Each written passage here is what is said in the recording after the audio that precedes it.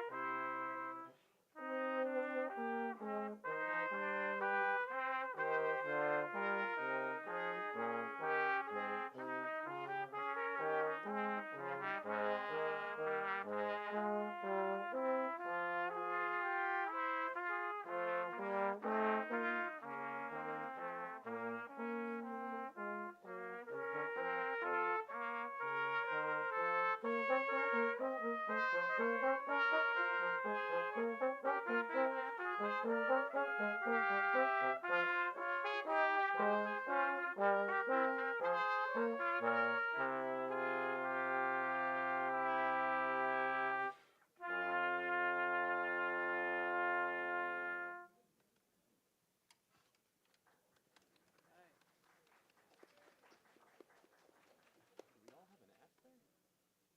You think they... I know. This is a nice slow A little 3. pickety third there. Who's not in on this? Is everybody Number in 3, on I'm it? in. I'm in. You in? Okay. I'm I'm in. in.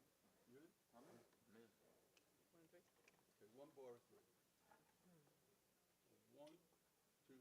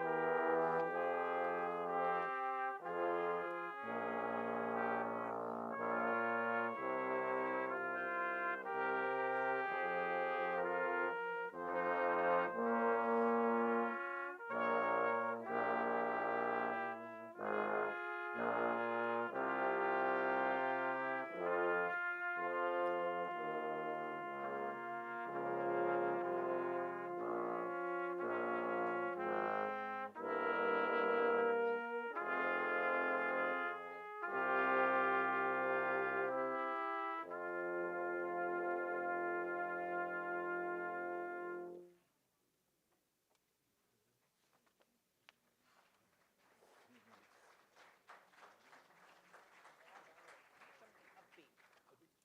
I think Nagel arranged these for the New York Orchestra with Harvey and Blaisdell and Teddy Weiss. Some like, yeah. I don't know, jazz tune. No, I think Standard. What's his name? Teddy Next Weiss. What, Teddy Teddy Weiss. Weiss is the original. Still with some minor. It's Teddy It's a Weiss, bit minor. Nagel, Harvey, Irwin, and Fred Schmidt. Something happy.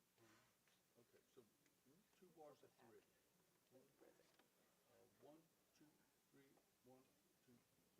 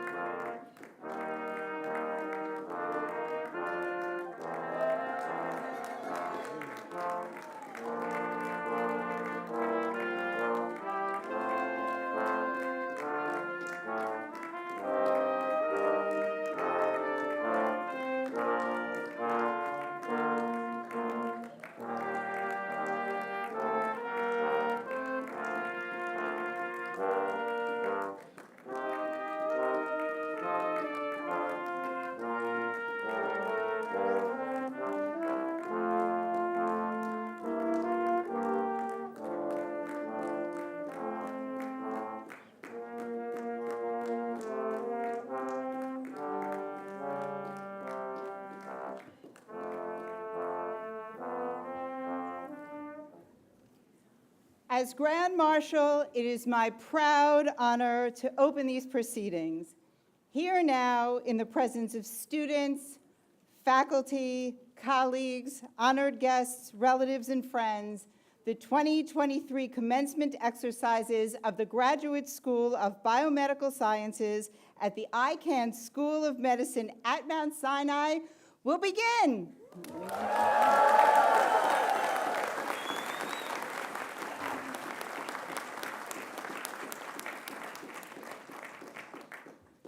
Please be seated. Dr. Factor, thank you. Good afternoon, everyone. I'm Eric Nestler, Dean for Academic Affairs and Chief Scientific Officer at the Icahn School of Medicine at Mount Sinai, along with Dr. Marta Filizzola, Dean of the Graduate School of Biomedical Sciences. It is our great pleasure to welcome today's graduates, their families, and friends to this 8th Master's Commencement. Our graduates today represent diverse fields of inquiry spanning public health, epidemiology, healthcare administration and delivery, biomedical and clinical research, biostatistics, data science, and genetic counseling. Some of you will be continuing your graduate education, but most are heading to jobs in the healthcare sector where your work will have real-world impact immediately. We are very proud of your impressive accomplishments, which have already been felt locally and globally. As we fight to get to the other side of the COVID-19 pandemic with which we've all dealt over the last several years, the virus itself is now endemic and joins many other routine viruses like flu or RSV with which humanity has grappled for decades. At the same time, however, our society is facing an accelerated uptick in the emotional consequences of the social deprivation, economic inflation, and other challenges the pandemic brought. With these factors compounding conditions that preceded the pandemic, such as increased global competition, harmful consequences of seemingly many of our obsession with social media, and the troubling political divisiveness that we see both in this country and around the world, it is not surprising that we are facing a second pandemic, this one involving stress-related illnesses, among which are depression, post-traumatic stress disorder, anxiety, and drug addiction. I'll just share a few statistics because there's been a lot of attention given to this in the general media. Before the pandemic, it was estimated that 1 in 6 people suffer in their lifetime from depression, PTSD, or anxiety.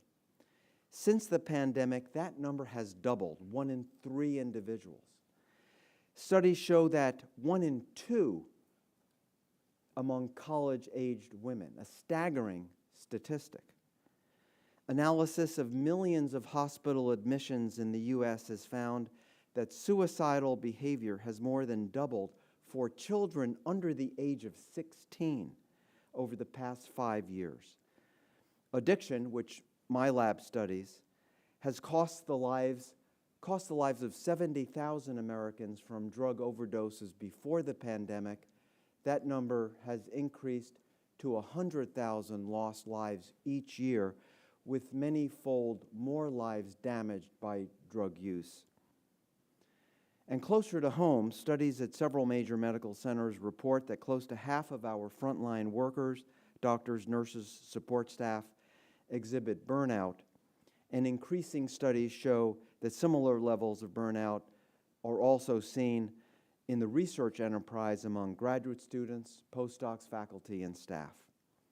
This is a national call to arms with devastating effects on individuals and their families and enormous lost productivity in the workplace. But somehow, we as a society tolerate this ever-increasing toll year after year. We have simply lacked the will to take substantive steps. Despite the passage of cosmetic laws, we are not even close to achieving parity in mental health care. And that's the reality in blue states as well as red, including right here in New York City, We need ready access to quality mental health care. This is priority number one. I say this as a psychiatrist. It's a personal thing for me. I'm very pleased and proud to say that Mount Sinai is taking this challenge to heart. You may have heard that just a couple of weeks ago, we opened a new behavioral health facility in Lower Manhattan, $140 million investment in a 130,000 square foot new mental health facility. This is the largest expansion of private mental health services we think ever before in the state of New York, and we hope that other institutions will demonstrate a similar level of commitment. We need new federal policies to encourage our youth's judicious use of social media, policies to promote responsible and healthy use of technology. I don't know if you've heard the term digital well-being. We need to dramatically dial back the level of stress that we place on our children, teens, and young adults. I've told my students over the years that your generation is facing far more stress than my generation ever faced. This will require major changes in schools, youth sports, and more. We have lost sight years ago of a warning from Aristotle, who stated in 350 BC, educating the mind without educating the heart is no education at all. We need to dramatically strengthen our sense of community that has become severely fragmented over the last 2 decades. We need to overcome stigma that still haunts people who should be seeking care. We have made significant strides in reducing stigma compared to when I was your age, but we have much more work to do. We need to master the skills of resilience to help everyone overcome disappointments and setbacks that are part of normal life. You all know Mr. Rogers. Fred Rogers once said, "There is no normal life that is free of pain. It's the very wrestling with our problems that can be the impetus for our growth." And we need more research funding. NIH funding for mental illness has been roughly 1/10 that of cancer over the last half century. We are now in a renaissance period of neuroscience and genetics research, and I remain more optimistic than ever that these technological advances will dramatically improve our understanding of the brain and make it possible to develop cures and preventive measures, which your generation will see throughout the course of your exciting careers. Your advanced training at Mount Sinai prepares all of you to take on these and many other major challenges facing us with the boldness and creative solutions they require. I am confident that you and your generation will make a difference and leave our local, national, and global communities a far better place than we find them today. I wish you well on your new adventures, and please remember that wherever your careers take you, you will always be part of the Mount Sinai family. Thank you.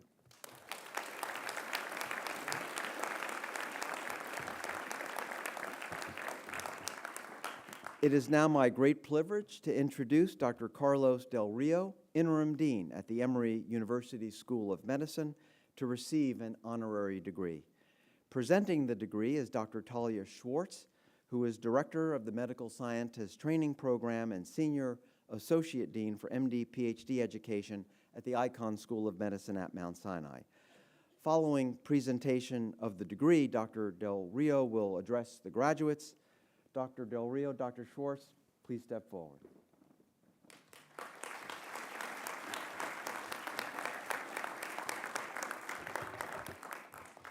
Dr. Carlos Del Rio, you are a globally renowned clinician and epidemiologist who has spent more than 4 decades working on behalf for all people to improve clinical care and outcomes here in the United States, in Mexico, and abroad.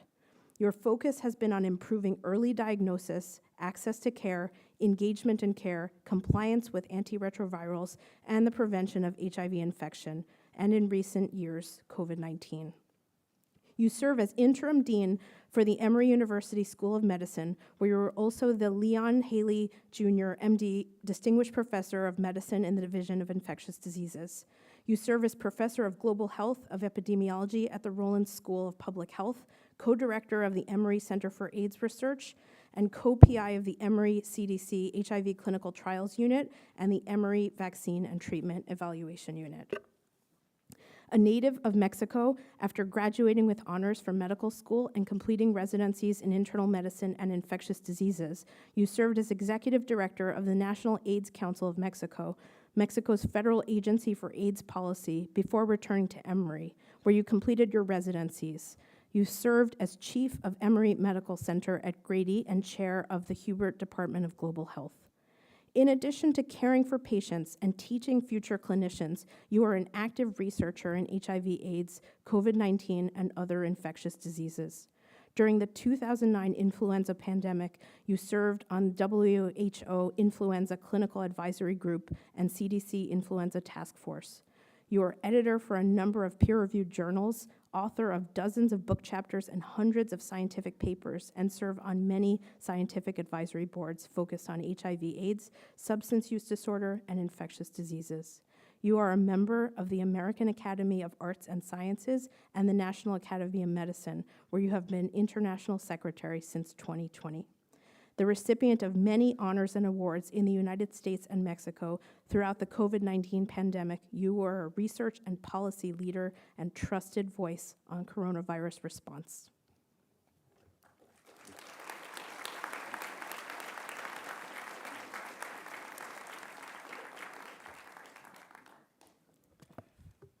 Dr. Del Rio, for dedicating your career to understanding, preventing, and effectively treating infectious diseases, and for preparing the next generation of care providers to change the trajectory of infectious diseases around the world, it is an honor to bestow upon you the degree of Doctor of Science honoris causa.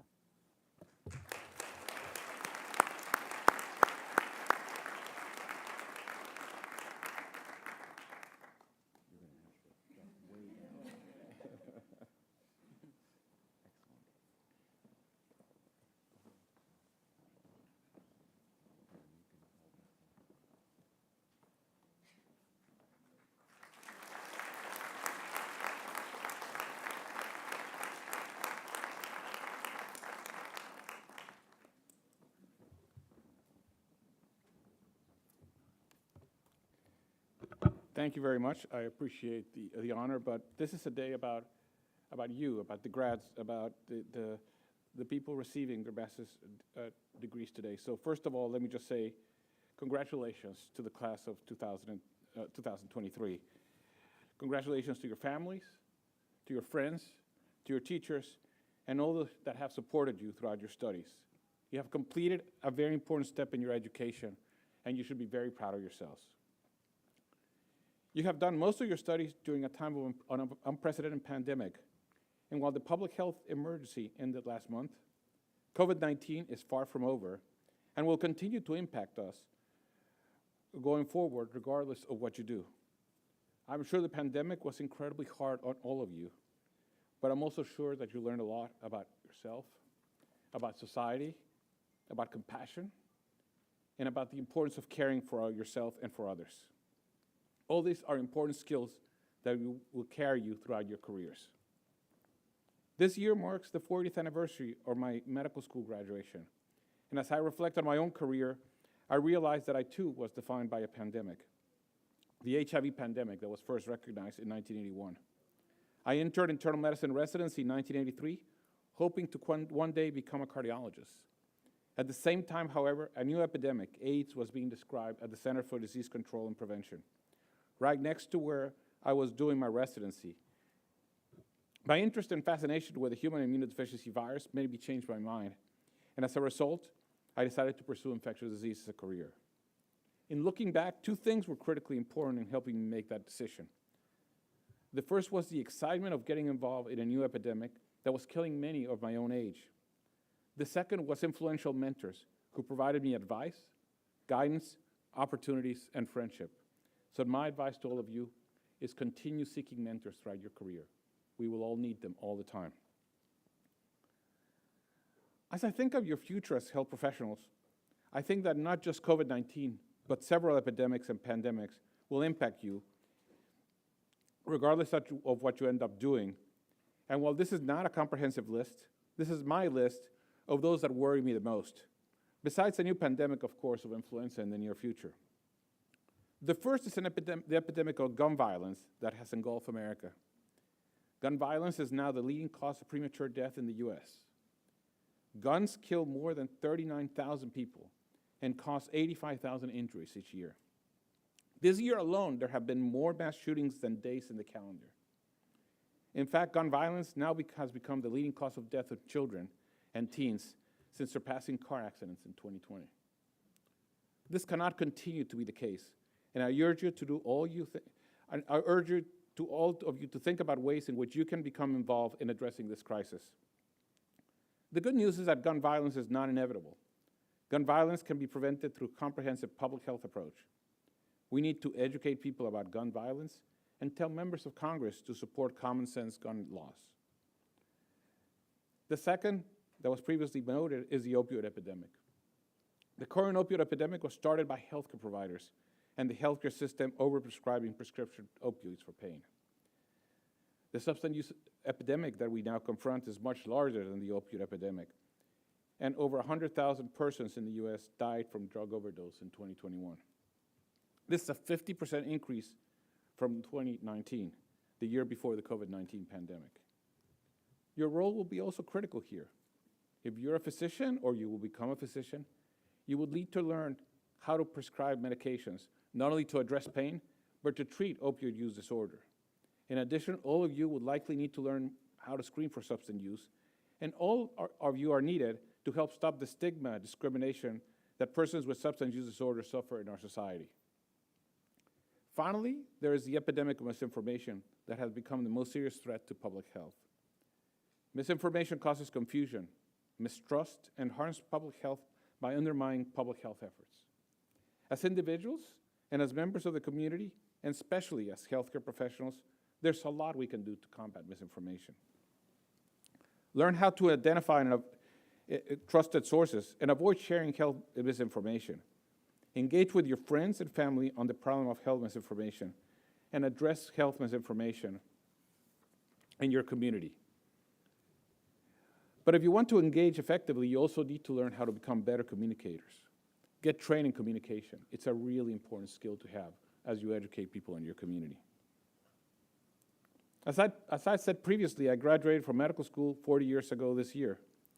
Given that experience, I want to use this opportunity to give you some practical advice that will guide your future careers as health professionals. I'm sure that over the years you have received a lot of advice, most of which I'm sure you will not remember. So I thought today I would offer you one additional piece, but one that is very easy to keep in mind. My advice is stay hip. That's it, H-I-P, hip. The H stands for humility. Throughout your careers, you have to learn how to be humble. I think in the pandemic, the three most important words I learned is I don't know. Repeat that frequently. That will be important in your life. But the H also stands for honesty. The H stands for leading with your heart. But the H is also about humor. Learn to laugh, especially at yourself, as laughter is the best medicine. And H is also for healing. As a physician, you rarely cure, but you can always heal. The I stands for imagination and intellectual curiosity. Connect the dots, as Steve Jobs would say. To come up with new solutions, we will need innovation and impact. Finally, the P stands for passion. Find what uniquely engages you, especially if it's also in the service of others. Combine passion and compassion, and you will have a powerful duo. P also stands for pause. Every so often, please take time to reflect in the midst of all your activities. Sometimes we're just too busy to sit down, reflect, and think about what we're doing and think about how to better take care of others. P is also for perspective. Encourage and respect differences. In a nutshell, there you have it. Stay hip, and you will be successful, regardless of the field of study you pursue. Thank you very much.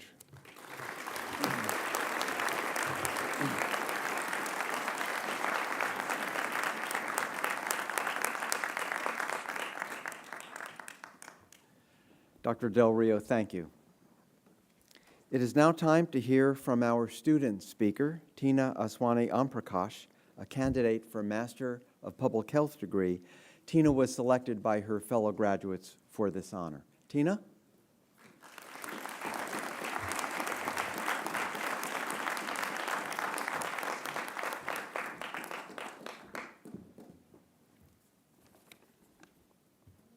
Good afternoon, everyone. First and foremost, I want to congratulate each and every one of you for your hard work and for graduating today. To all the families and friends here, thank you for supporting us and for making our dreams come alive. My name is Tina Aswani Omprakash. It is with great honor today to be your student speaker at Commencement. I remember applying to this program with great excitement, yet trepidation 4 years ago. You see, I had come out of a life-threatening case of inflammatory bowel disease, also known as Crohn's disease and ulcerative colitis. My struggle with Crohn's disease had derailed my Wall Street career. It had halted my prospects for further education in my 20s. Crohn's had taken from me life as I had known it, when my life was just supposed to be beginning. And most of all, it had taken my father's life when I was just a child. Over a 7-year period, I had had 20 surgeries with no medications working. My existence had become a perpetual case of living between doctor's appointments and volunteering between health crises. As helpless as I had felt, I decided I needed to consider other options and joined a clinical trial, which finally got my Crohn's into remission several months later. It was a miracle, but I didn't know how to rebuild my life or my career. I tried to go back to my finance career, but it didn't light that spark in me anymore. My experience as a frequent flyer on the colorectal surgery floor created a thirst for something more. It took a lot of introspection to figure out what that was, whether it was social work or public health or what have you. I finally mustered up the courage to apply to Mount Sinai as a certificate of public health student, thinking I would try to get a glimpse of what a career in public health might look like. After a semester, fortunately, Dr. Barbara Warren and the program administrators convinced me that I needed to pursue a full-blown MPH. Around the same time, I had taken up patient advocacy work with the support of my husband, Anand, and dove in headfirst, sharing my Crohn's and ostomy journey, something I had kept a secret for 12 years at that point. It was a difficult coming out story, as mine was a journey mired in cultural stigma towards Western medicine and towards life-saving ostomy surgery. Talking about bowels, talking about a bag on my abdomen wasn't exactly becoming. Many not only did not want to hear about it, but it was also something that brought disgrace upon my family. Nevertheless, I felt that this was something that had to be shared, that had to be destigmatized, because I didn't want anyone else suffering in shame or in silence like my father and I had for so many years. IBD was also exploding in the South Asian community, and I knew it from the tremendous response to my blog, Own Your Crohn's, that this could no longer just be a Western disease. I heard from people from all walks of life, Latin America, Africa, Asia, the LGBTQ population, etc., that this disease was wreaking havoc on their lives and their families. And I knew then that I was destined to pursue public health. As my patient advocacy work took off, Mount Sinai's MPH program allowed me to learn the ins and outs of research, qualitative and quantitative. And I was able to lead a qualitative research project as an independent study to understand diverse patient experiences and broader mental health challenges with this disease. In more recent times, I formed an alliance with a number of GI physicians and with patient advocates who I trained myself to create the nonprofit organization called South Asian IBD Alliance, SAIA. This time I mustered up the courage to lead a global effort to help understand phenotypes of disease better by race and ethnicity. My culminating experience involved me learning to conduct a needs assessment and literature review looking at the unmet needs in the South Asian IBD community. The goal was to write a grant to help fund a major professional educational event emphasizing cultural competence in a community that historically never had IBD, but now does. Dr. Kristen Oliver's feedback was so critical here because as a team of South Asians reviewing the content, we thought certain cultural aspects and stigmas might be self-explanatory, but they were not. And I quickly learned from her and from Dr. Cappy Collins that I needed to explain certain cultural stigmas in greater detail to make a case for a successful grant. We were able to raise $350,000 with that grant to host a first-of-its-kind health equity educational event at the largest GI conference in the world just last month. More recently, I started working at Mount Sinai's Division of Gastroenterology, where Crohn's was named and discovered, in clinical research involving wearable devices. We have designed and just launched a study to look at drug response and predict flare-ups of disease via various autonomic and parasympathetic nervous system fluctuations.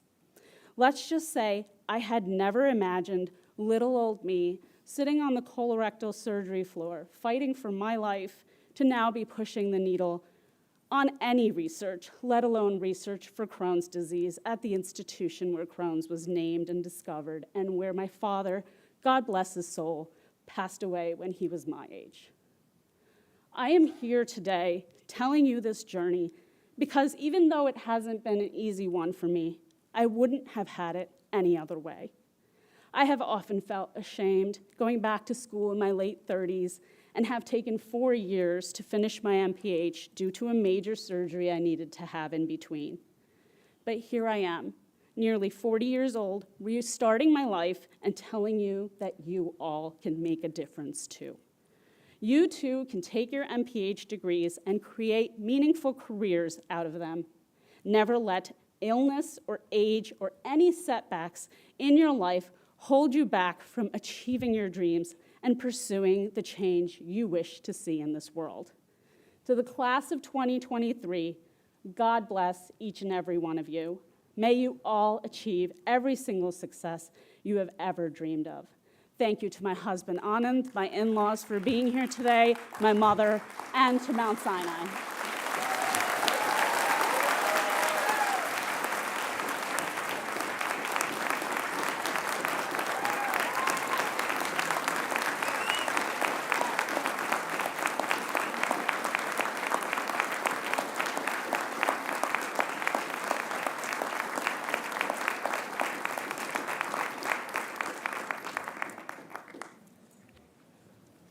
Tina, thank you so much for that incredible address.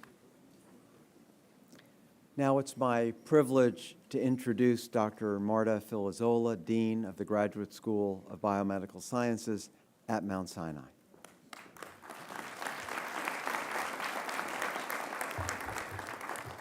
Thank you, Dr. Nestler. Good afternoon. I'm a little bit choking for the previous speech.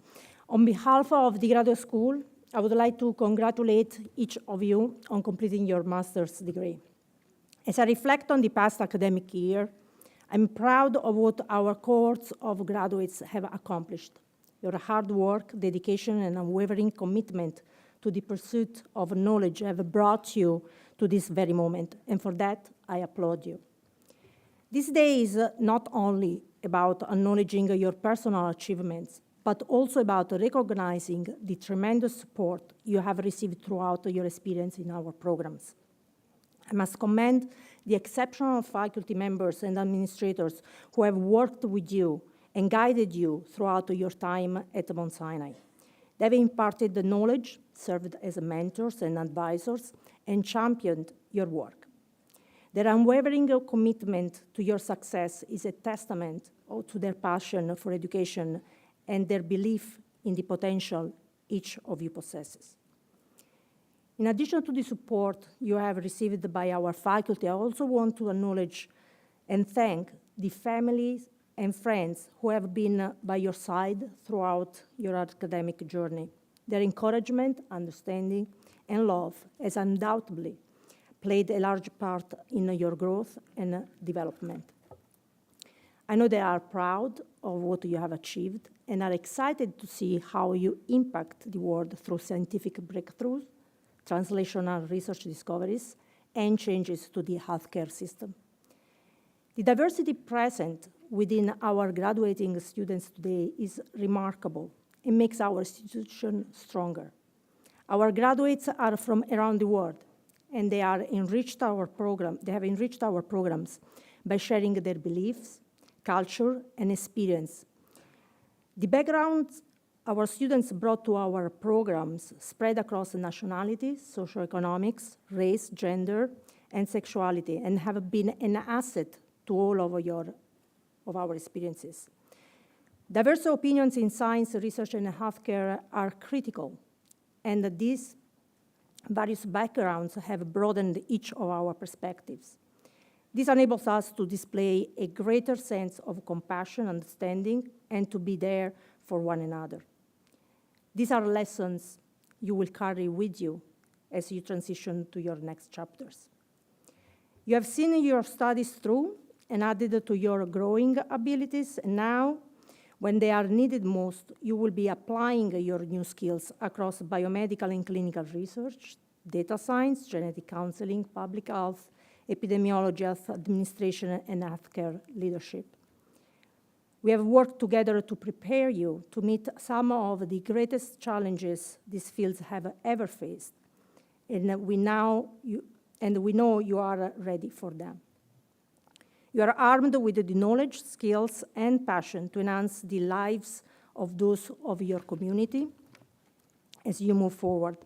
Remember that you will always be part of the Mount Sinai family. Your education and experience have equipped you to make a meaningful impact on the lives of others.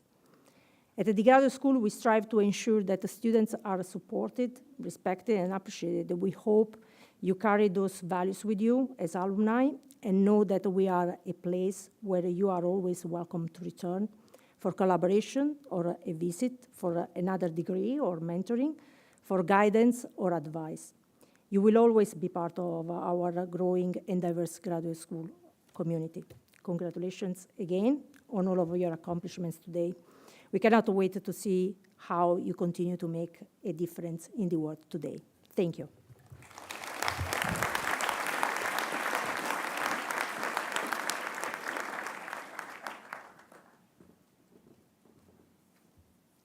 Thank you, Dr. Filazzola. The next part of these commencement proceedings, the part you have been eagerly awaiting, will be the presentation of graduates of all the master's programs at Mount Sinai with their diplomas. These degree recipients include candidates for the following programs: Master of Science in Biomedical Data Science, Master of Science in Biostatistics, Master of Science in Healthcare Delivery and Leadership, Master of Health Administration, Master of Science in Clinical Research, Master of Science in Biomedical Sciences, Master of Science in Epidemiology, and Master of Public Health. The directors of each of these programs will address the graduates and read their names. Dr. Brian Nickerson, Senior Associate Dean for our master's program, will call upon each program to introduce their graduates. Please welcome Dr. Nickerson.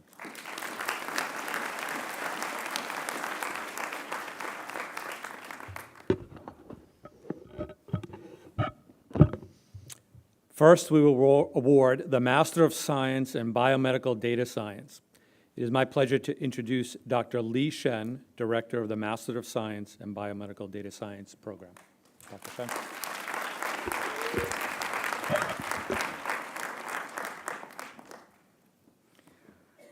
Hello, everyone.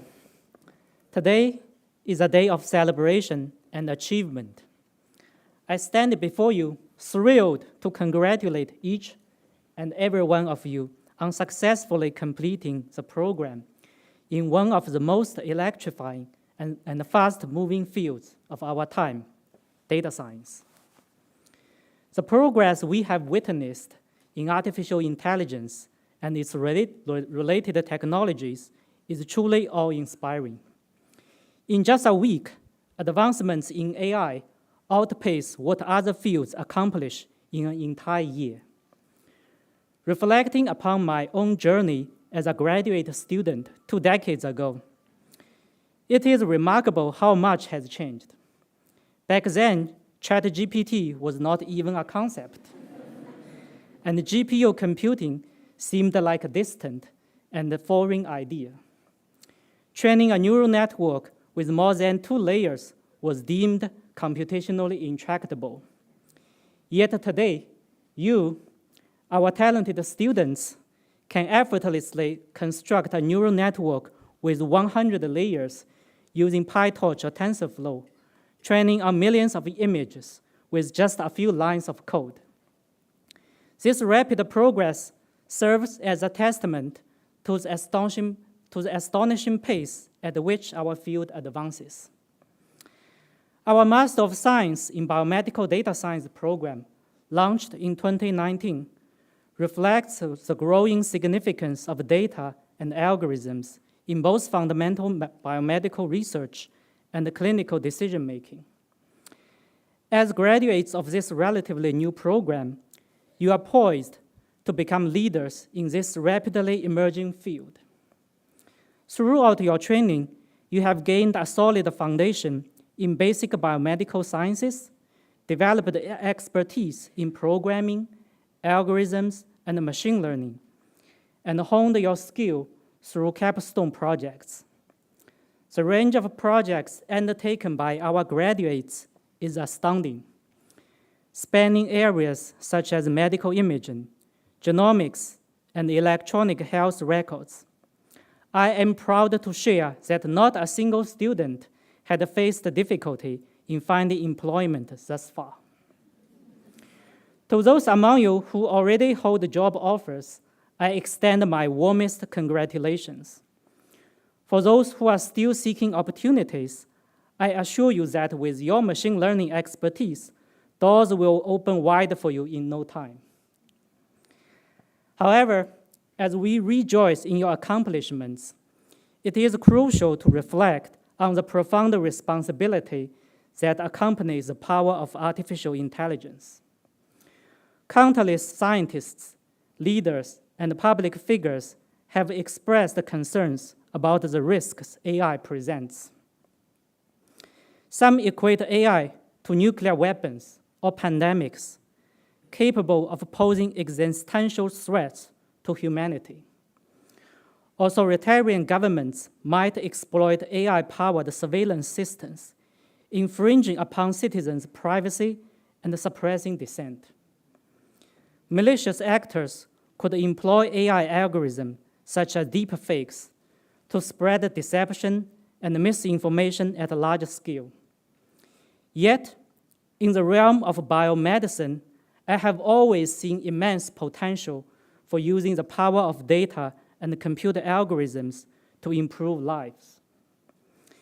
It is in our hands to harness AI as a force for good, to cure diseases like cancer, detect ailments before they manifest, and discover innovative treatments for conditions such as depression.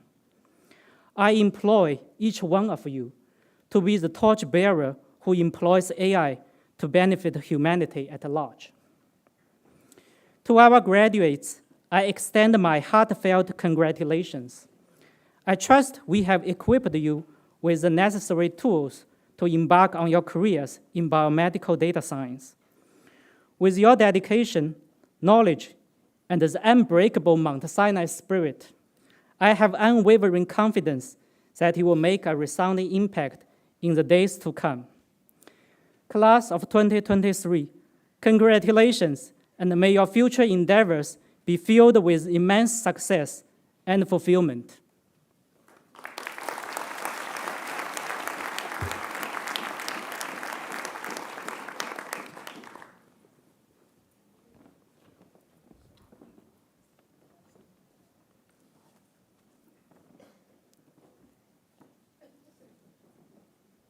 Brianna Christian.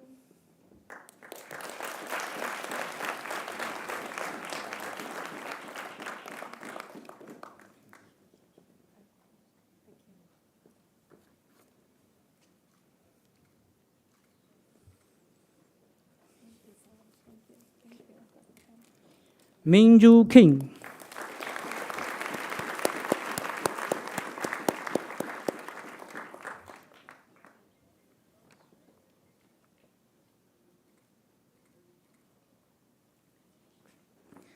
Rupak Krishnamurti Vijaya Lakshmi.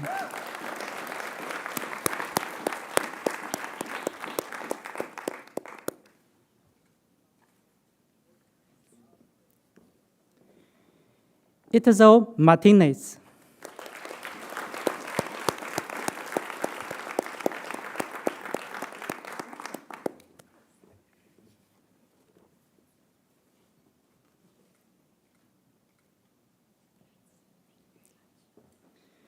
Natalie Ramos.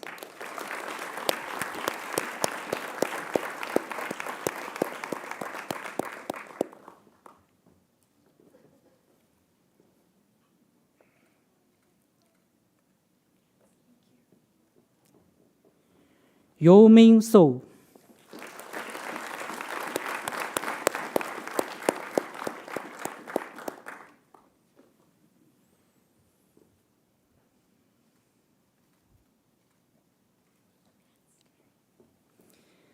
Kevin Van Vost.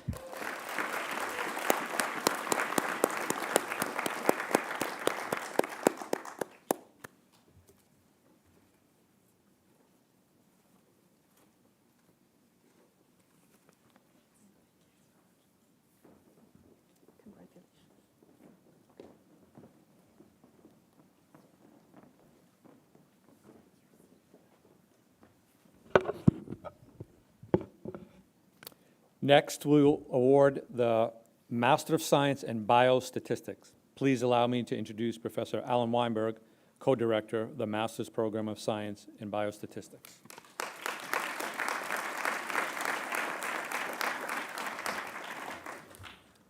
Good afternoon. I am Alan Weinberg, co-director of the Masters of Science in Biostatistics graduate program at Mount Sinai. It's with extreme pleasure that we welcome the 2023 class, completing successfully this program. Biostatistics embraces public health, clinical and translational medicine, basic sciences, and population health. The MS in Biostatistics at Mount Sinai is a unique program designed to prepare individuals with a strong quantitative background for successful careers as applied biostatisticians in clinical and biomedical research. Over the course of 1 year, students in the MS in Biostatistics completes a rigorous curriculum and includes advanced and innovative courses in statistical theory and methods.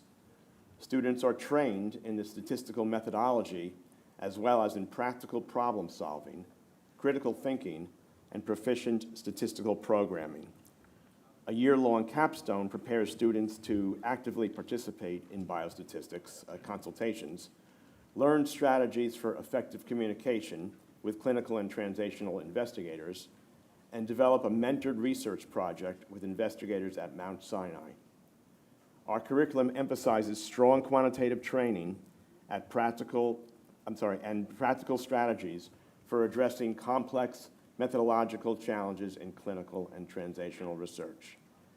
As graduates with a Master's of Science in Biostat, you will start today a career in one of the most dynamic, exciting, and ever-growing fields.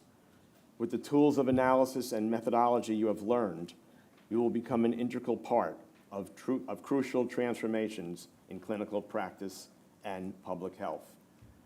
I take it from personal experience, it's a wonderful career that you're going to embrace and love. Considering what we have all been through during the COVID-19 era, I can't stress enough the importance of our field. I am sure everyone listening agrees. As a biostatistician, you join a community of scientists who every day work to improve health and advance basic, transitional, and clinical science. Whether you work in industry or academia, in the public or private sector, or decide to pursue further studies, your expertise in biostatistics will make a profound impact. To Ginger Day and Ududu Abasi Isaiah, personally, I have had the pleasure to have taught you this past year and have gotten to know each of you, the pleasure of a small class. You worked hard, and I believe both of you will reap the benefits. It was really a personal joy for me. I know we'll be hearing great things about you. On behalf of Dr. Amelia Baggiella, co-director of the program, distinguished faculty, Roland Pinzon, our educational coordinator, and I, it has been our distinct pleasure to have shared this important year with you. We are proud of your accomplishments, and we wish you a rich and successful career.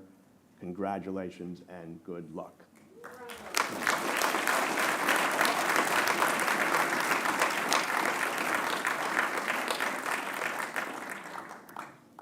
Ududu Abasi Isaiah.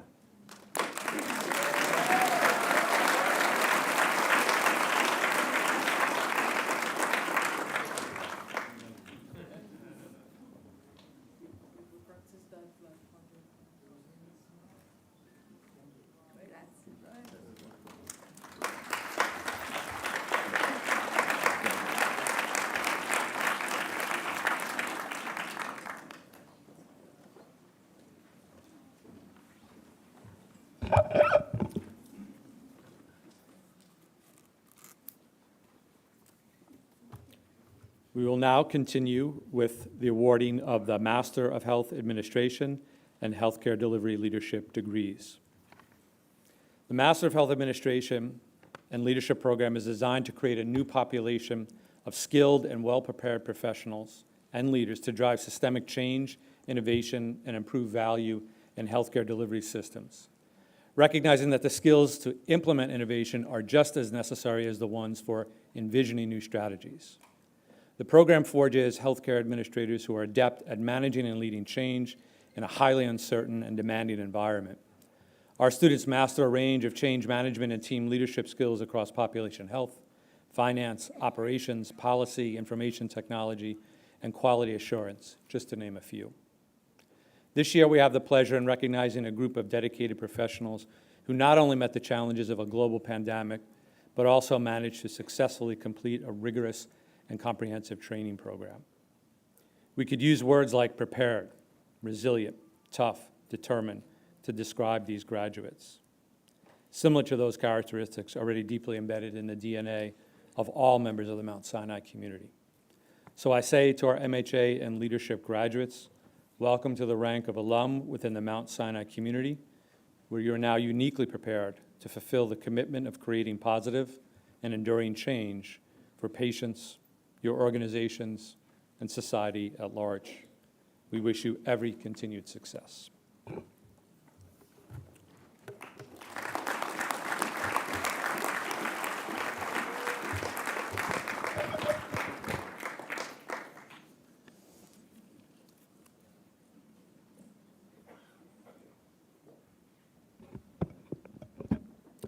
Sandy Alexander.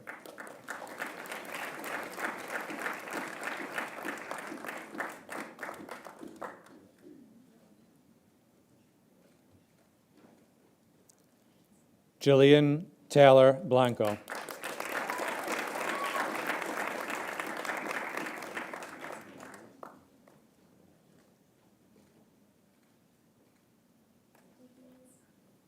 Sarah Pina Cha.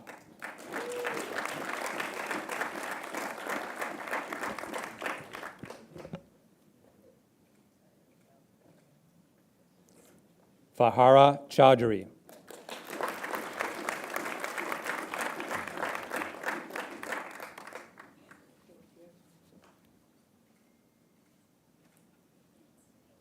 Sierra Cole.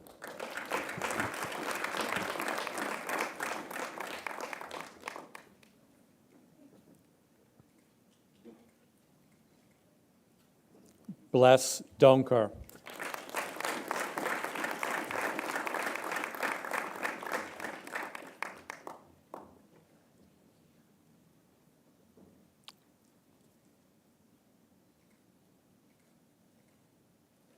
Manisha Japal.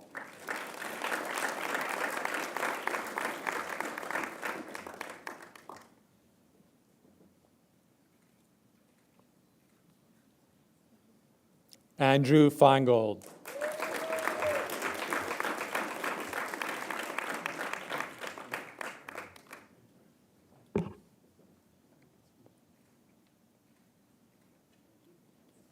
Daniel Hahn.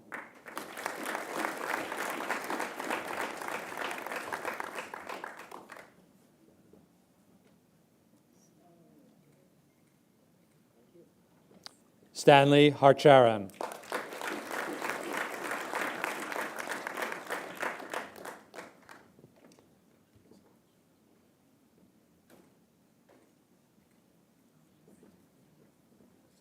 Lizette Harinato.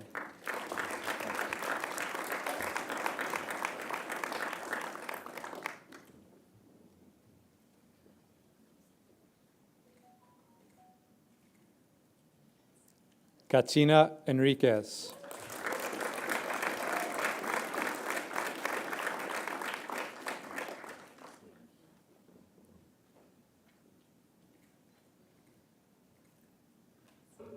Christopher Ho.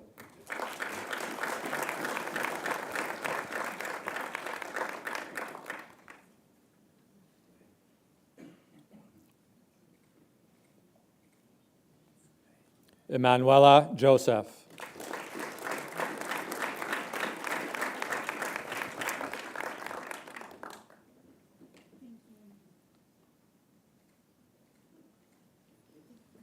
Kamal Preet Kaur.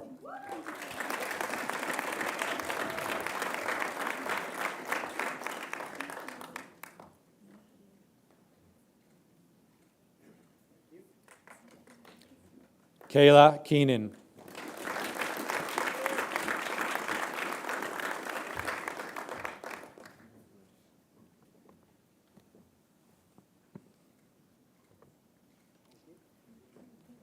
Chaya Leah Keston.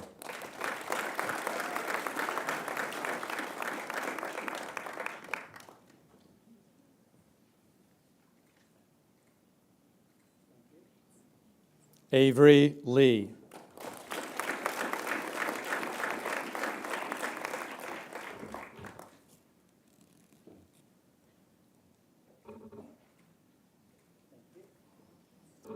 Dalia Mejia.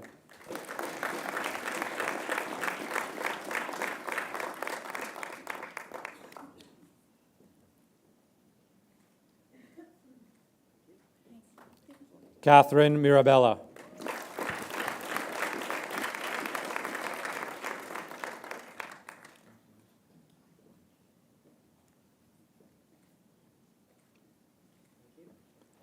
Talia Emily Moss.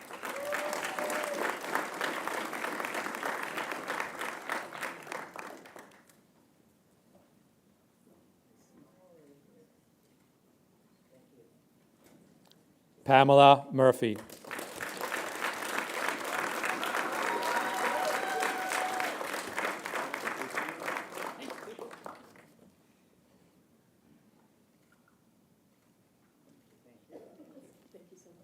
Neka Wakore.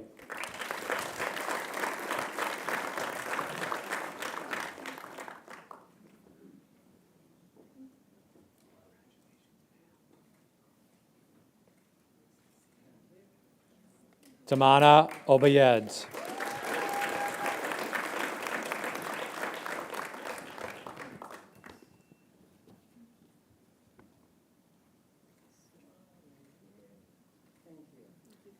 Benita Rafat.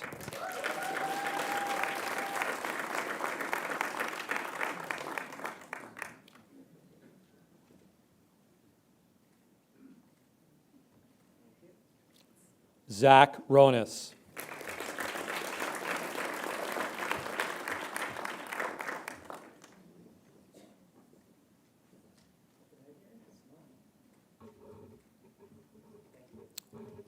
Penina Stewart.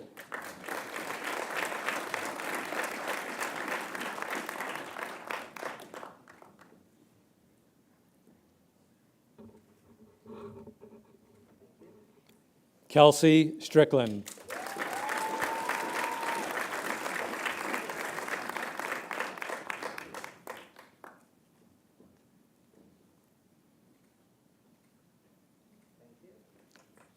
Hamali Taylor.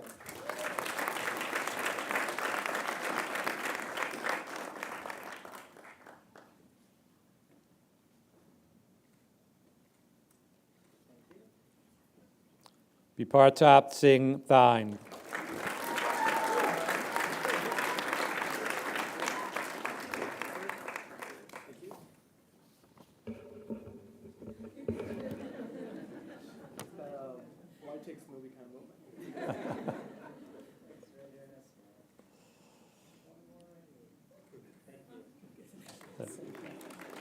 Eileen Venegas.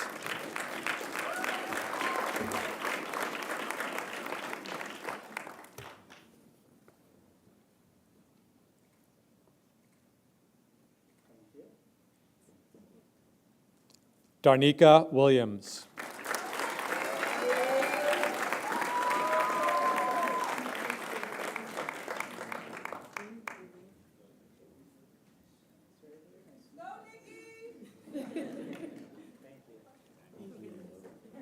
Jackie Wong.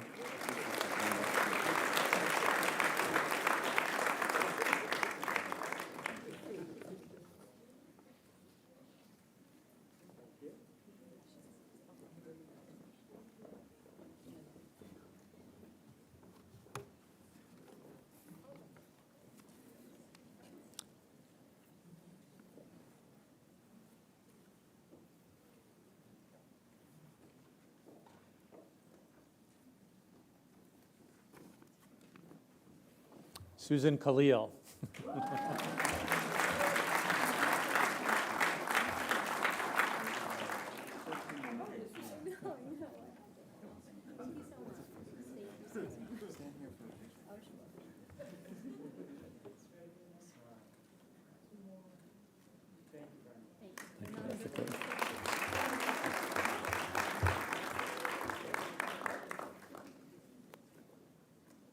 Straight from the OR to graduation. That's the way our graduates do it. Next, we will award the Master of Science degree and Clinical Research degrees. Please join me in welcoming Dr. Janice Gabrilov, Director, Clinical Research Education Programs. Dr. Gabrilov. Yay, graduates. Congratulations today. Today, as graduates of the Master of Science in Clinical Research, each and every one of you are uniquely poised to harness the promise of clinically informed scientific discoveries so as to meaningfully impact human health and solve problems of disease. As stated in the Fundamentals of a Translational and Clinical Scientist, co-authored by Chris Austin, the former director of the National Center for Translational Sciences, clinical and translational scientists are rigorous researchers, domain experts, process innovators, boundary crossers, system thinkers, skilled communicators, and transdisciplinary investigators. The critical importance of this mindset and lens and research capacity has never been more apparent than in the wake of the recent COVID pandemic. The field of clinical and translational science offers compelling opportunities in the emerging fields of global health, environmental science, exposomics, social justice, bioethical principles in the context of artificial intelligence and its application in patient-oriented research to advance human health, digital health and quantified self, novel therapeutic discovery and development, diagnostics and biomarker development, first-in-man approaches, innovative trial designs to more rapidly advance treatment outlooks for many diseases, genome editing strategies, including the challenges and opportunities for breakthrough science with immediate curative intent, and the rapidly evolving field of precision medicine.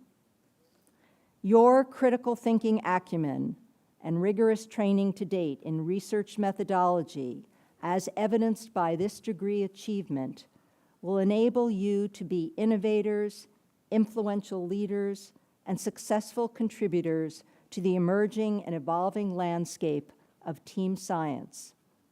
Recent graduates have started companies, pursued medical and surgical residencies, identified novel therapeutics, developed new devices, provided compelling data to better inform treatment decisions, delineated health disparities in cancer care and other diseases, developed innovative algorithms and biomarkers to delineate the weight of the evidence in favor of against bio-specific approaches to care, and contributed to prediction models to guide medical and surgical management.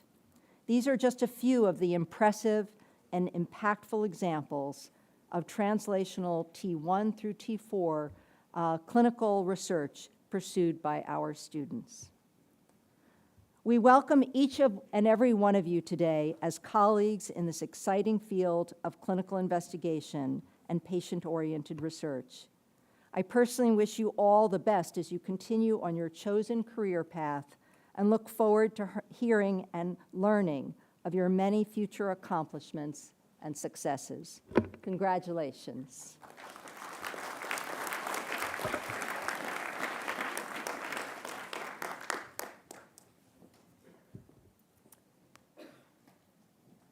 Leba Afzal.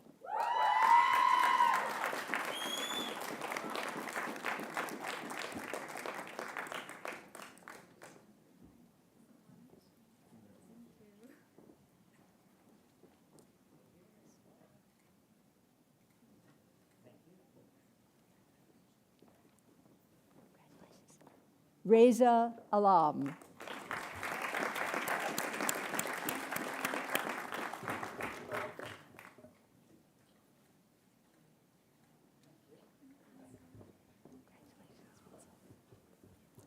Brian D. Alvarez.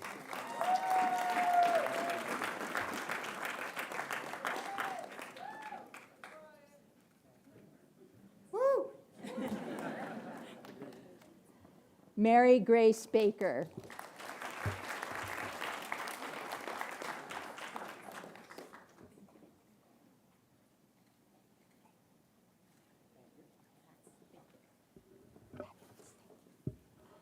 Angelica Escalona.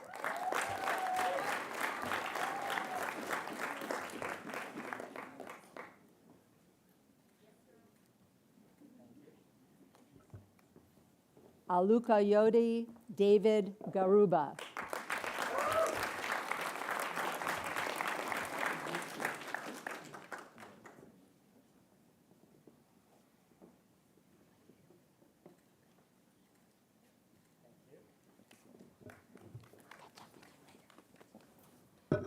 Zijun He.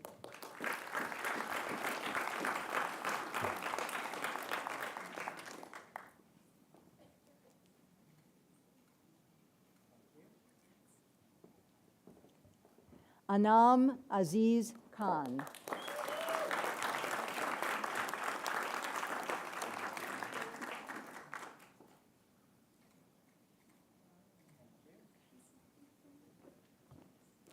Lila Maisel Klein.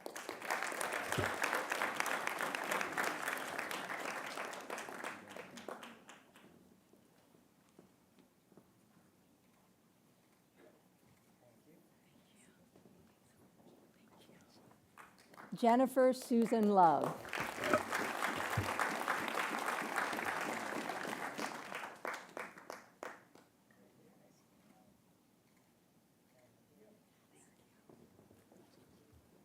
Shama Mughal.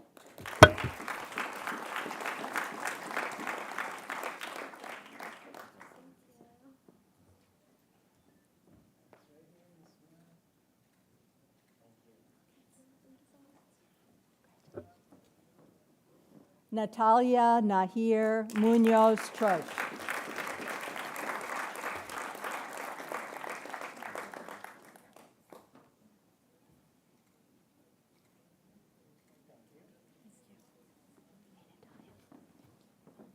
Arvin Vishnu Murali.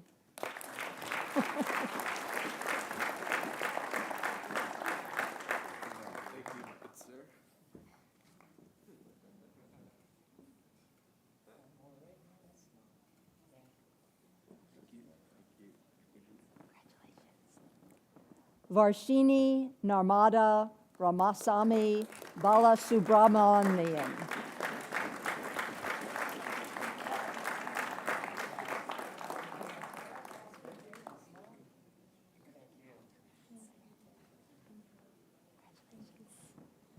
Anaya F.A. Russell.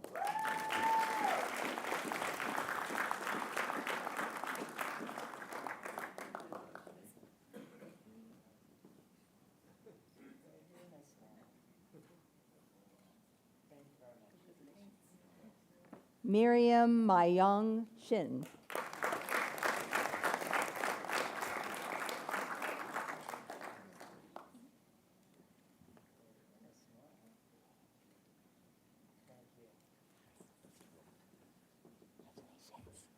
Suyan Tavalachi.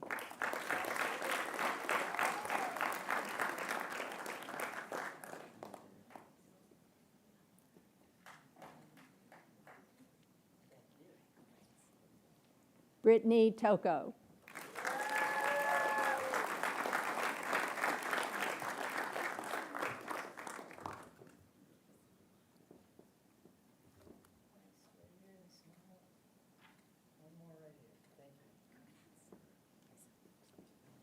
And George Vasquez Rios.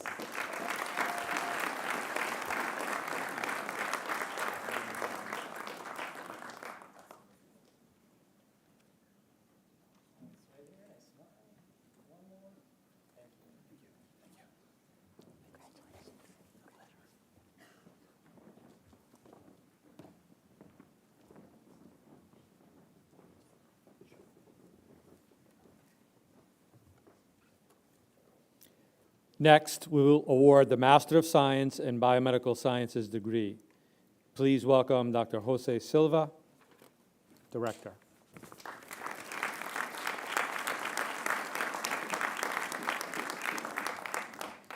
Good afternoon, everyone. You know, I was coming here to the celebration, and I was walking in the street, and everybody was telling me, "Congratulations, congratulations, congratulations." So I called my wife, and I was telling that, and said, "Wow, this is because with the hat you look so young. Just take it off." I said, "There is no way I'm gonna do that. It looks so cool. It makes me feel so young."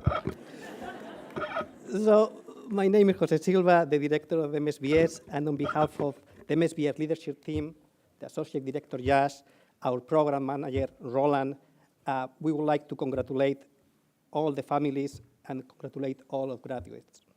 The MSBS program is a stepping stone program, which means that the students come to us to be better prepared for themselves for the next steps in their careers. Normally, that means to apply to the PhD programs, to MD programs, or to the dual MD PhD programs. So they are here to make themselves better scientists, better students. And to do that, they have to work incredibly hard. They don't only have to succeed in class, they actually have to do cutting-edge research. And not only that, they have to do all the extra steps outside the class, outside the research, that will put them in a better position when they apply for these programs. I could spend hours talking about the amazing things that they have accomplished, but suffice to say that they push the academic standard in the classroom. Often, they are at the top of the class. They have published, multiple of our students have published authored multiple publications. They often contribute to the clinical mission of Mount Sinai, and their impact is palpable and important. To all the MSBS students, I want to tell you from the bottom of my heart that I'm very impressed and grateful for all the tremendous effort that you put into your time here. You never cease to amaze me and impress me. Your accomplishments have been great, and your future is bright. Jas, Roland, and I wish you the very best of luck in your next step. We are very proud of you, and we cannot wait to see everything that you will accomplish. Congratulations.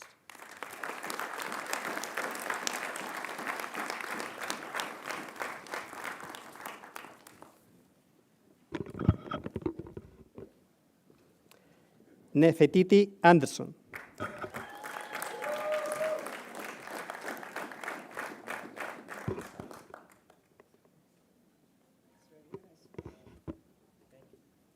Angelo and John.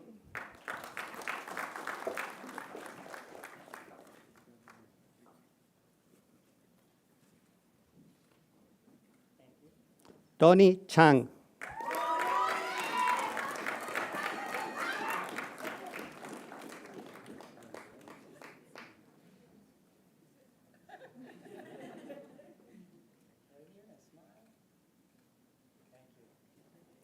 Brandon Clark.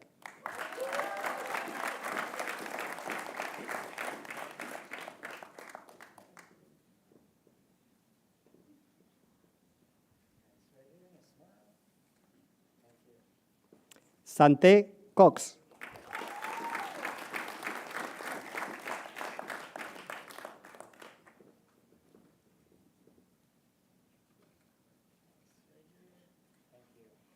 Betsy Deza Prada.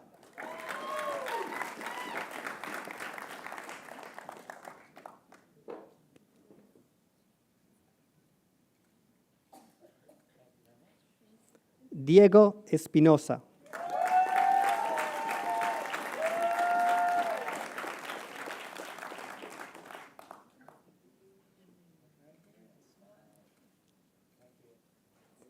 Onaisa Fasal.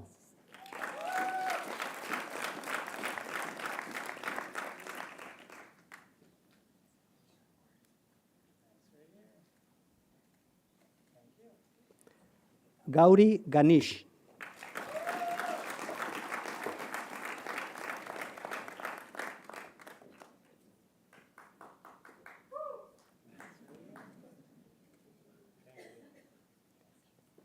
Rachel Hamilton.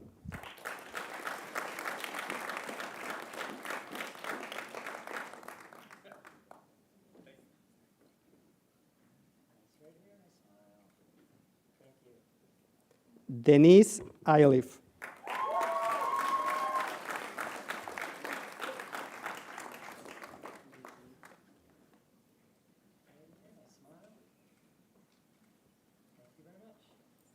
Sargona Imtiaz.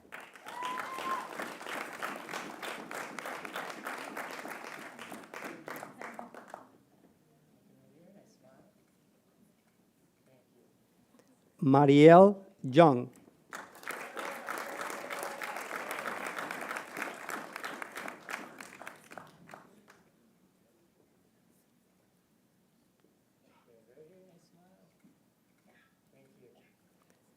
Mónica Comsa.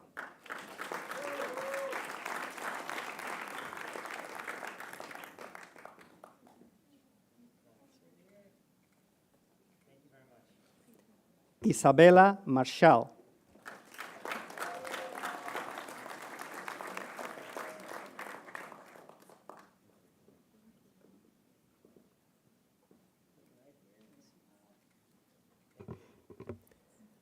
Manasvini Mail Bahanen.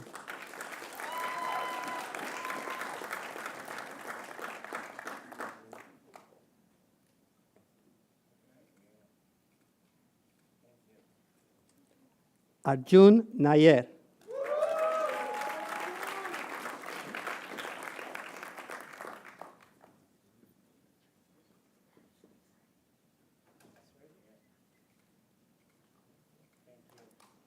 Alexander Oruchi.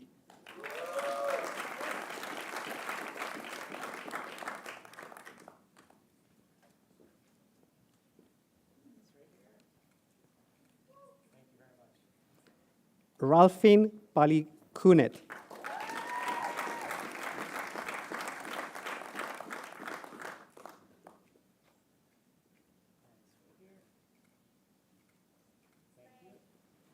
Alexandra Parponas.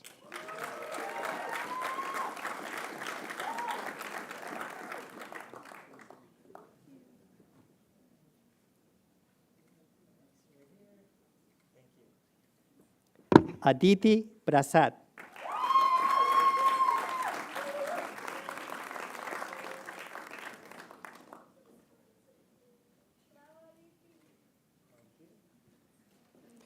Anjali Ravichandran.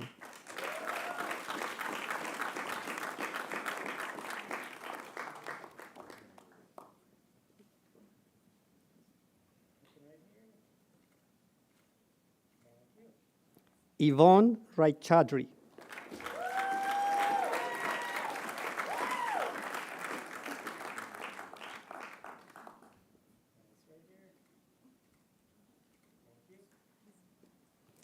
Charlene Indira Redhead.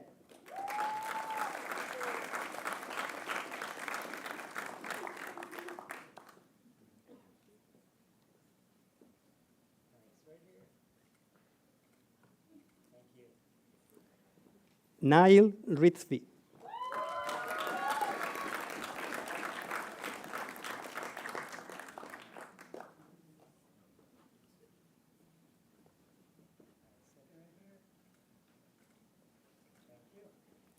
Sanuta Murlider Shetty.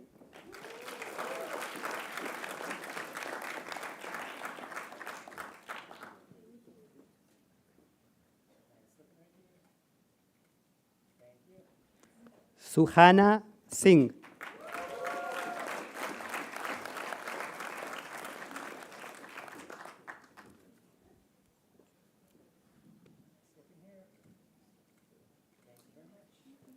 Jean-Pierre Tenesaka.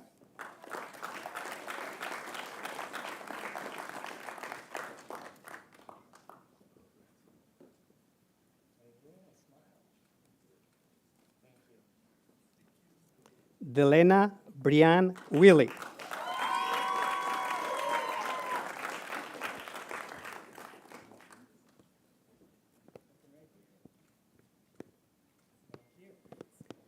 Rosaline Wood.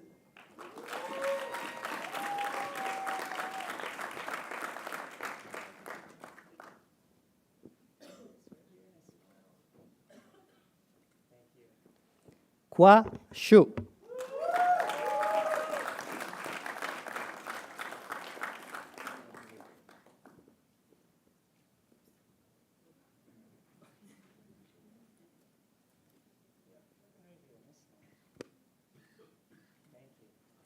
Olga Giatsos.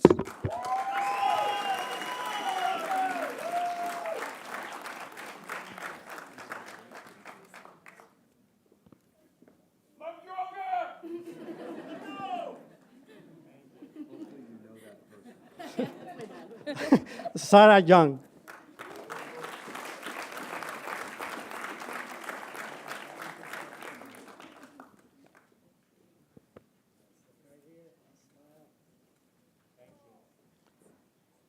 And Xiaoxin Young.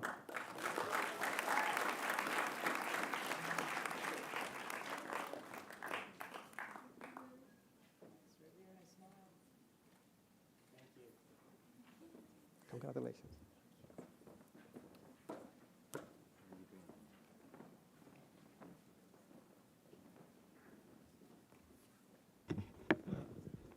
Next, we will award the Master of Science in Epidemiology degrees. Please welcome Dr. Dania Valvi, Co-Director, Masters in Epidemiology Program.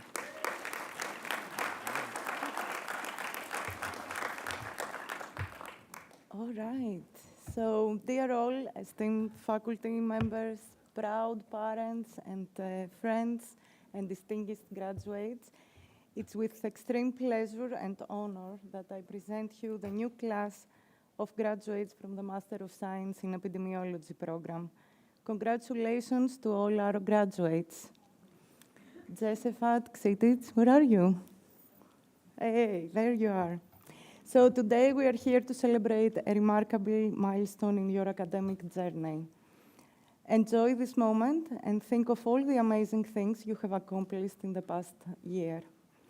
This is a moment of immense pride and joy, not just for you, but for all of us who have supported you throughout this rigorous and very demanding program. The main goal of the Master of Science in Epidemiology is to train and well prepare the next generation of epidemiologists to address the major public health challenges that we face today and we will face in the future. You have successfully delved into how to formulate new research questions that can change the world into a better place. You now know how to design population studies using rigorous epidemiology methods. You now know how to collect and analyze data from populations, and importantly, to translate it into meaningful public health policies that promote health equity. Importantly, you also had the opportunity to directly apply the new skills that you acquired in the conduct of innovative epidemiology research using real-world data, leveraging the excellent research resources that we have available here at Mount Sinai, and of course with guidance from your mentors who are distinguished epidemiologists and pioneers in their research field. But beyond the knowledge and technical skills you have acquired, I hope you also recognize the profound responsibility that now comes with your expertise. As epidemiologists, our work is to serve humanity, save lives, alleviate health disparities, and promote health for those who need it most. You have chosen a field that is both timely and crucial. During the COVID pandemic, the importance of epidemiology has been underscored like never before. We have all witnessed the profound impact that diseases can have on individuals, families, communities, and globally. And at the forefront of understanding, preventing, and controlling these diseases stand us, epidemiologists and public health professionals. As you step into the next chapter of your journey, I hope that you always remember and hold fast to the values that have guided you thus far. Stay committed to the pursuit of truth and evidence-based knowledge. Embrace team science and collaboration because the public health challenges we face are complex and can only be solved through interdisciplinary approaches that build upon diverse perspectives. And above all, keep letting compassion and empathy guide your decisions in shaping a brighter future and making the world a healthier place for all. Today, as we celebrate your achievements, we also celebrate the collective hope you represent. Thank you for all your accomplishments. Continue to make a difference in the world.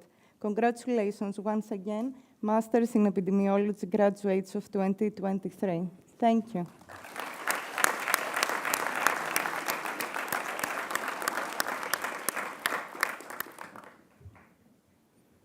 Josephat Edzi.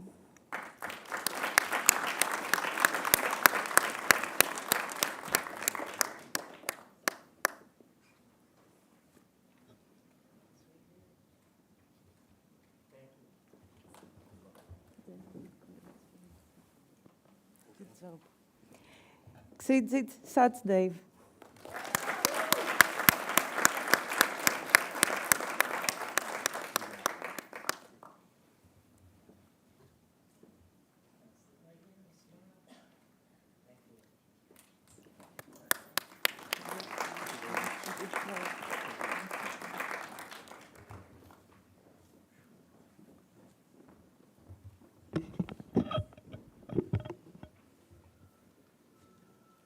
Before we move to our final program, I would be remiss if I didn't acknowledge and recognize the faculty who have joined us today. So thank you for taking the time to be with us.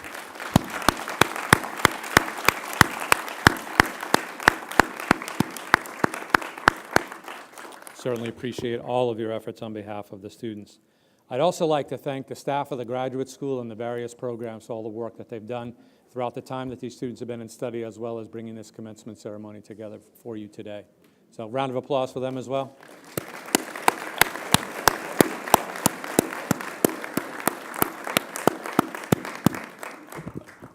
Can assure you the logistics of putting these events together are no easy task, so thank you for that. Finally, we have and will award the Master of Public Health degrees. To do so, please welcome Dr. Nils Henning, Director of Graduate Programs in Public Health.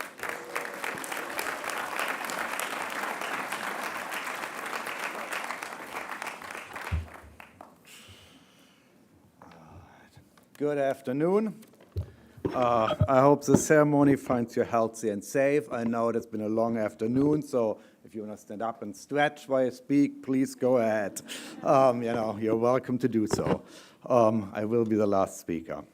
I want to take a brief moment to acknowledge the 20,000 deaths as a result of gun violence in the United States this year so far. Every day, 327 people are shot in the United States, and among those, 117 people are shot and killed, and 210 survive gunshot injuries. Recent mass shootings continue to devastate communities nationwide. As we have heard from our commencement speaker earlier, firearms have overtaken car accidents as the leading cause of deaths for children and teens in the US. Gun violence in this country is a public health crisis. I also want to acknowledge the horrors of Putin's war of aggression in Ukraine. Today is day 486 of the invasion. I hope we will not dismiss the ongoing war as another unpleasant thought, or worse, just get used to it. Russian forces are inflicting extreme violence and atrocities against civilians and are engaging in widespread destruction of civilian infrastructure and ecocide. It's difficult to comprehend the scale of slaughter unleashed. War destroys more than bodies and minds. It tears up the roots of human well-being and slashes the fabric of human community. War destroys everything public health stands for. Nevertheless, today is a happy, exciting day. The graduate program in public health is graduating students from 4 different programs: the Master of Public Health, the MS in Epidemiology, the MSW MPH, and the DPN MPH program. And within the MPH, we are graduating public health professionals in 8 distinct specialty areas: general public health, environmental health sciences, health promotion and disease prevention, epidemiology, biostatistics, healthcare management, outcome research, and global health. Congratulations to all graduates and your families. For me, it was a true privilege to get to know you. Having worked with you in the classrooms, on the applied practice experience, the culminating experience, and having recently seen your excellent work products and outstanding presentations on Public Health Research Day, I know that you have the skills, insights, and compassion to make a difference in the world. You will promote the core values of our program: community, sound science, diversity, social justice, and engagement. These are historic times in public health. I've never been more proud of our students than in their response to the COVID-19 pandemic and other public health challenges. You demonstrated an unwavering dedication to the public's health and have become an essential part of the support system Mount Sinai needed to save lives. Your actions were extremely inspiring. You have demonstrated that you have the skills, the passion, and the moral compass to be public health leaders. And these attributes are desperately needed. Let us be honest, current so-called leaders and change makers have failed you. The gun-violent pandemic continues to wreak havoc in this country. Thoughts and prayers should no longer replace courage and meaningful prevention.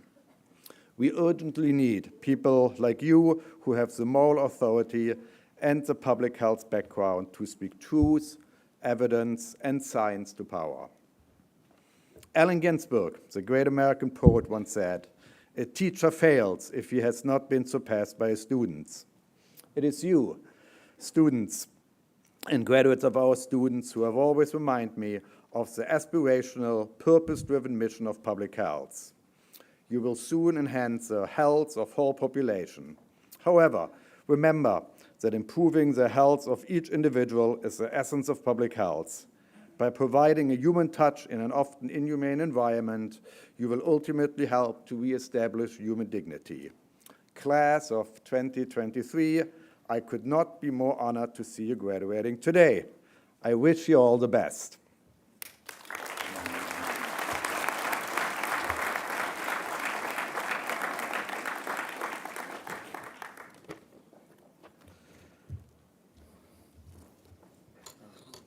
So the names of all the students, they have worked extremely hard to get their degree today, so also feel free to make some noise, like show your appreciation, so it's totally okay to be loud, so don't hold back.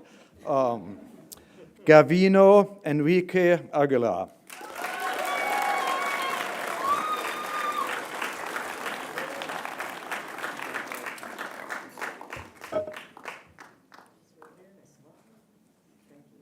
Aisha Saida Ali.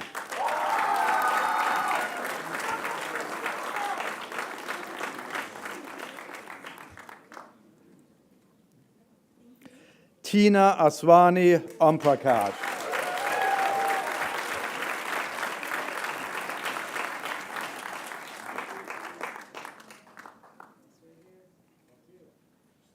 Rebecca Shri Bujiwacharya.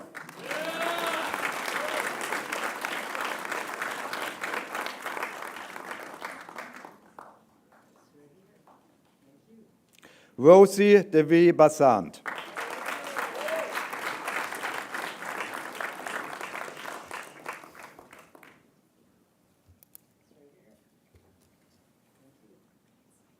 Lindsay Taylor Villet.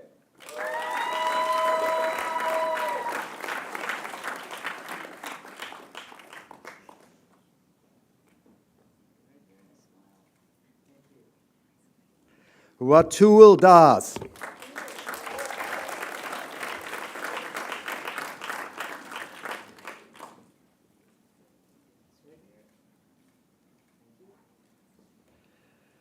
Tanvi Deshpande.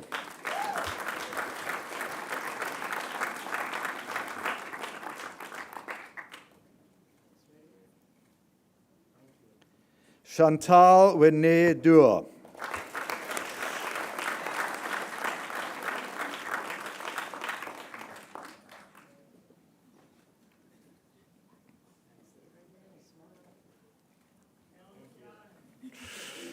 Dr. Muhammad Sebai.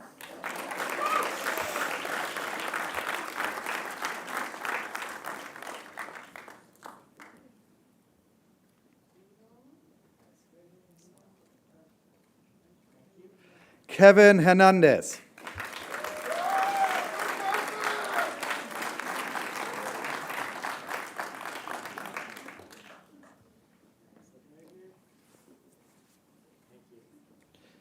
Jayeda Afreen Hussain.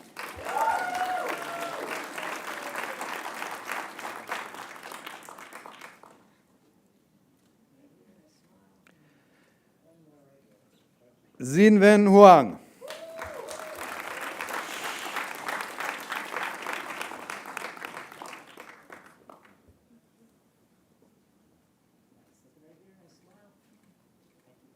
Mariam Rafakat Hussain.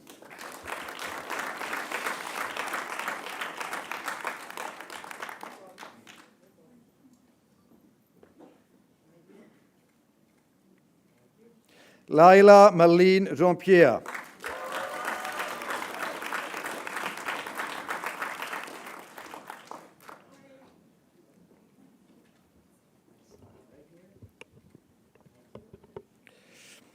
Justine Masinek.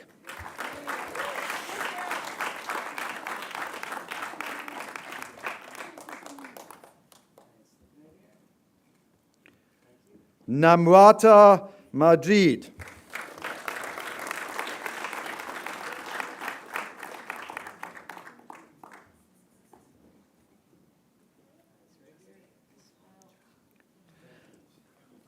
Eileen Martin.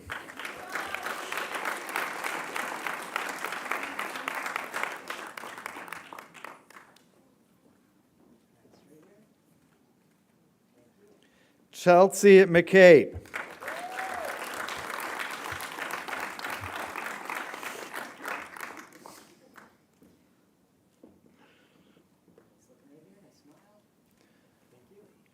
Rihanna Mireen.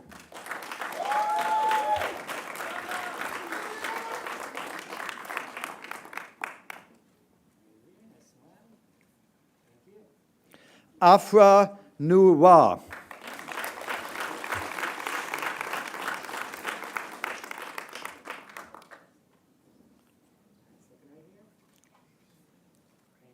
Molly O'Shea.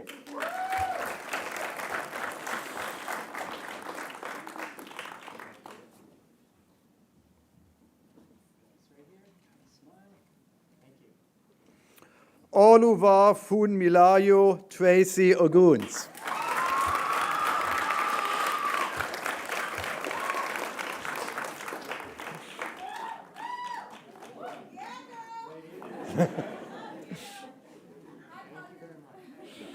Healy Broke Ottensosa.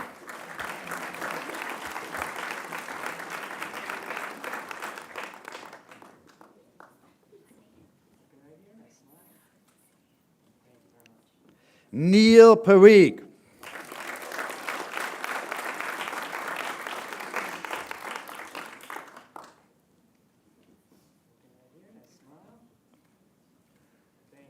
Dijon Parker.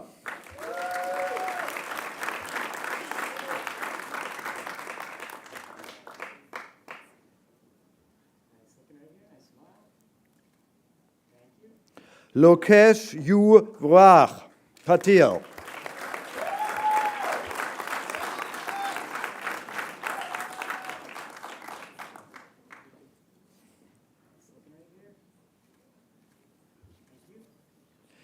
Katrina Marie Plevinsky.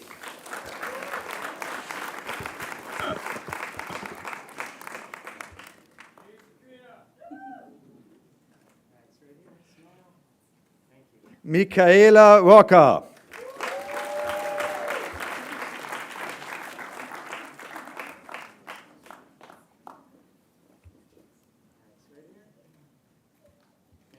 Jessica Ruiz.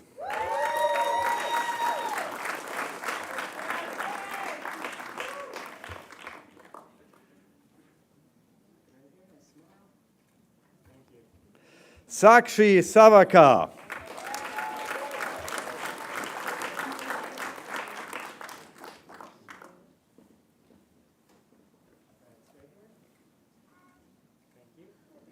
Ann-Eri Shah.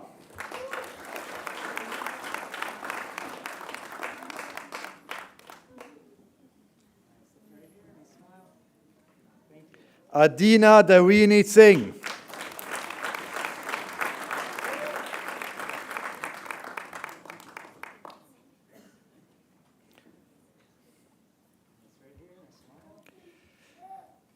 Nicole Christine Stratton.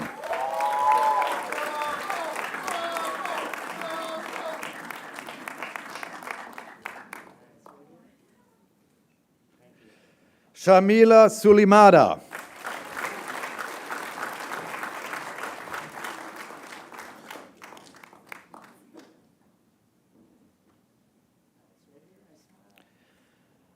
Easterly Amando Valdez.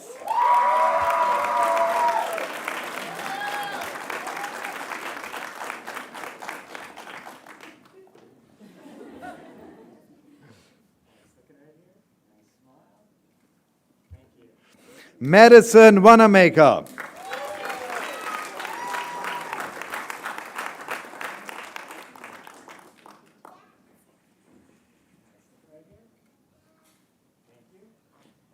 Hao Louisa Wang.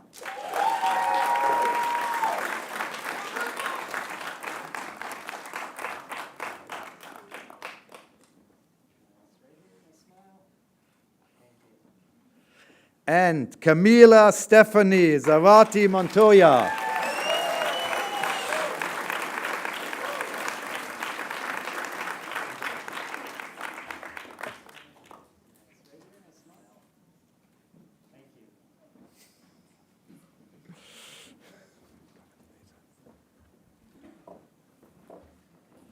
What an exciting afternoon. One last round of applause for our graduates.